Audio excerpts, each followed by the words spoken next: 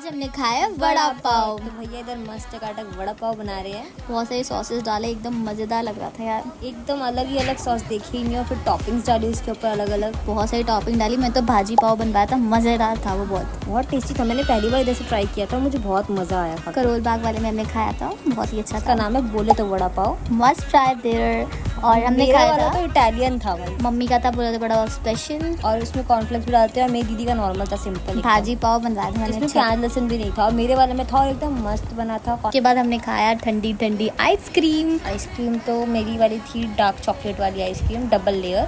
That's it for today.